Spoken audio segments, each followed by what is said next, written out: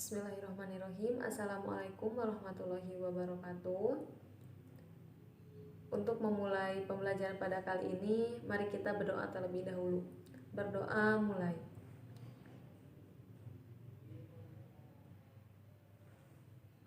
Berdoa cukup. Alhamdulillah, pada kali ini kita dapat berjumpa kembali meskipun dalam pembelajaran daring. Untuk absensi seperti minggu-minggu sebelumnya, nanti di akhir pertemuan, di akhir jam pembelajaran Ibu akan kirim Google Form. Nanti kalian isi absen, nomor absen, dan nama.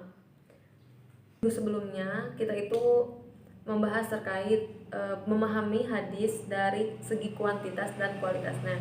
Nah, sekarang di bab 10 kita akan beranjak ke ikhlas dalam beribadah. Yang pertama kita akan mempelajari atau memahami terkait Quran Surat Al-An'am ayat 162 sampai 163. Yang kedua adalah Quran Surat Al-Bayyinah ayat 5. Dan yang terakhir adalah memahami hadis tentang keikhlasan dan dalam beribadah.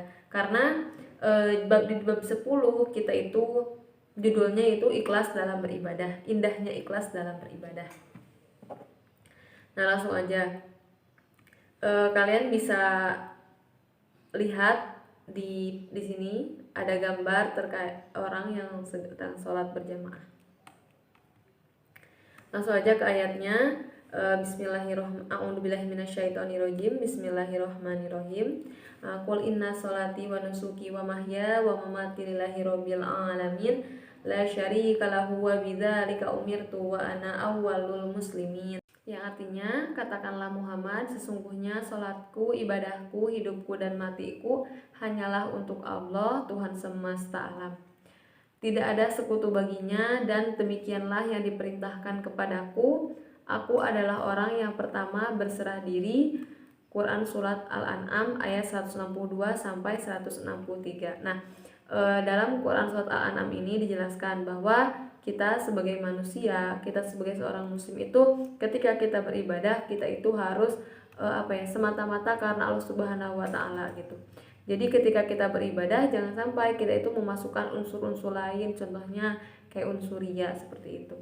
Karena riya itu meskipun sedikit itu kan akan mengurangi nilai ibadah kita.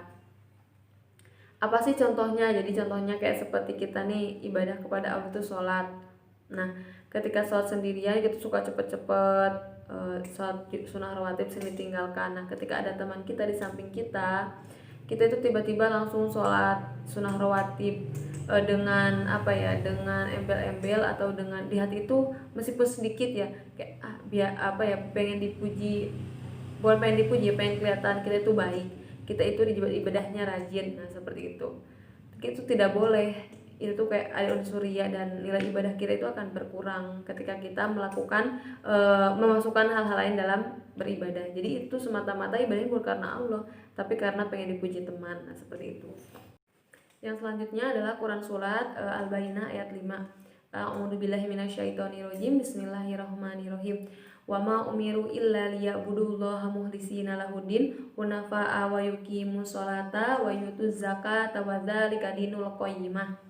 Yang artinya adalah padahal mereka hanya diperintah menyembah Allah Subhanahu wa taala dengan ikhlas, mentaatinya semata-mata karena menjalankan agama dan juga agar melaksanakan sholat dan menunaikan zakat. Dan yang demikian itulah agama yang lurus, agama yang benar. Quran Surat Al-Bayyinah ayat 5. Nah, dalam Quran Surat Al-Bayyinah ini dijelaskan bahwa memiliki kandungan, yaitu perintah Allah untuk beribadah. Jadi kita sebagai umat manusia, sebagai umat muslim, kita itu harus beribadah kepada Allah dan mentaati ajaran Allah Subhanahu wa taala. Jadi dengan lurus gitu. Jadi kayak yaudah ibadah itu semata-mata hanya karena Allah Subhanahu wa taala. Jadi jangan sampai kita itu beribadah, melaksanakan ibadah tetapi masih mempercayai adanya kekuatan selain Allah. Contohnya nih kayak percaya dukun, seperti itu kan tidak boleh ya.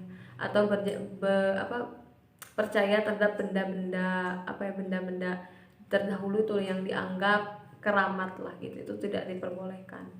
Yang kedua, karena itu kayak musyrik gitu, syirik kepada Allah. Yang kedua adalah sebagai seorang muslim kita itu wajib hukumnya untuk mendirikan sholat 5 waktu dalam sehari semalam. Jadi kayak sholat subuh, sholat zuhur, asar, maghrib, isya. Kita tuh wajib melaksanakan kelimanya. Jangan sampai jangan sampai bolong-bolong. Karena sholat itu merupakan tiang agama dan ibadah yang pertama dihisab ketika di akhirat. Nah, yang ketiga adalah perintah untuk menunaikan zakat fitrah ataupun zakat yang lainnya kayak sedekah gitu kan. Nah, kita itu diwajibkan untuk mengeluarkan zakat dikarenakan zakat itu dapat membersihkan harta. Nah, ketika zakat fitrah dapat membersihkan diri kita juga. Nah, jadi Allah itu mewajibkan kita untuk berzakat, mengeluarkan sebagian harta kita. Nah, yang selanjutnya itu dari segi bentuk ibadah ya, yaitu ibadah qauliyah, yaitu ucapan kayak membaca Al-Quran, berdoa, dan berzikir. Pokoknya semata-mata karena Allah Subhanahu wa Ta'ala. Yang selanjutnya adalah ibadah fisik. Contohnya seperti puasa, berpuasa kan kita menahan nafsu, menahan makan, menahan haus, dan menolong orang. Nah, menolong orang itu merupakan ibadah fisik juga.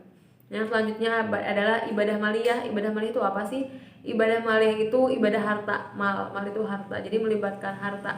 Seperti kayak kayak zakat, infak, sedekah. Yang selanjutnya adalah ibadah qauliyah, yaitu ibadah qauliyah wajib siyah, yaitu ibadah ucapan dan perbuatan seperti kita sholat. Yang selanjutnya adalah ibadah haji, kayak ibadah haji kayak itu kan. Kalau ibadah haji itu contohnya dari ibadah qauliyah, jismiyah, dan maliyah. Itu ibadah di haji kan terdapat kayak bacaannya, perbuatannya, dan harta juga termasuk harta kan. Kita naik haji itu pakai uang. Jadi ketika kita naik haji itu kita terdapat 3 ibadah. Jadi kayak ibadah qauliyah, ibadah jismiyah, dan ibadah maliyah seperti itu.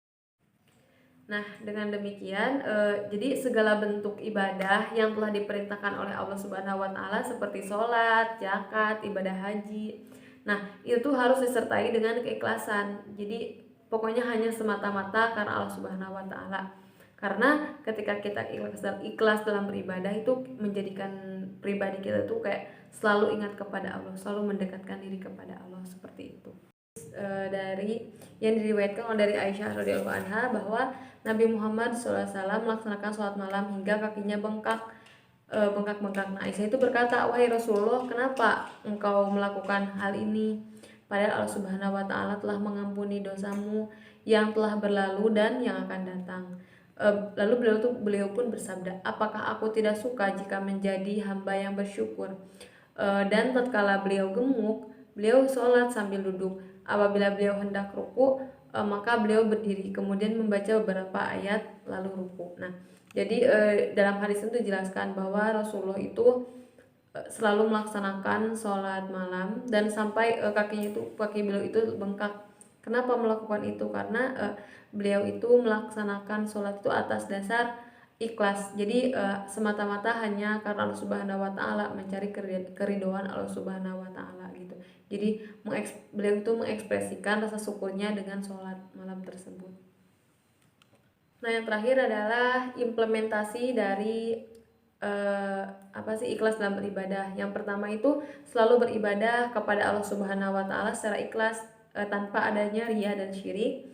Yang kedua adalah senantiasa ikhlas dalam beramal dan hanya mengharap keridhaannya, yaitu keridhaan Allah Subhanahu wa Ta'ala.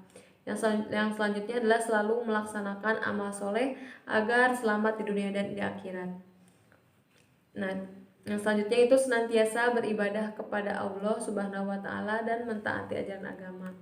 Nah, sedangkan dalam hadis itu yang terakhir barusan, senantiasa beribadah kepada Allah itu secara ikhlas, senantiasa tidak mengingat-ingat amalan baik kita yang telah diperbuat, karena terkadang senantiasa akan menimbulkan kemalasan dalam beribadah. Jadi ketika kita beribadah itu jangan diingat-ingat lagi, udah kayak ikhlas kepada Allah Subhanahu wa Ta'ala. Karena apapun yang kita perbuat itu Allah itu mengetahuinya, seperti itu. Alhamdulillah, pada pembelajaran kali ini materi bab 10 indahnya ikhlas dalam beribadah telah selesai. Semoga siswa-siswi Ibu semuanya paham terkait materi bab 10. Nah, untuk yang belum dipahami silahkan dipertanyakan di grup WhatsApp. Sebutkan nama atau tulis nama dan nomor absen, lalu tulis pertanyaannya, nanti Ibu jawab. Nah, untuk tugasnya yaitu teman-teman adik-adik semua, siswa-siswi Ibu, silahkan Ibu bagi 2 kelompok. Yang pertama pertanyaan, yang kedua adalah jawaban. Jadi kan kita ada 30 siswa, jadi 1 sampai 15 membuat pertanyaan dan 16 sampai 30 itu membuat jawaban. Jadi teman-teman nomor absen 1 sampai 15 itu membuat pertanyaan yang nantinya akan diberikan kepada teman-teman yang nomor absennya 16 sampai nomor 30. Sekian dari Ibu. Alhamdulillah, semoga teman-teman paham terkait materi yang telah Ibu sampaikan. Insya Allah kita berjumpa di pertemuan selanjutnya. Kita tutup pembelajaran kali ini dengan membaca hamdalah bersama-sama. Alhamdulillahirobbil alamin. Assalamualaikum warahmatullahi wabarakatuh.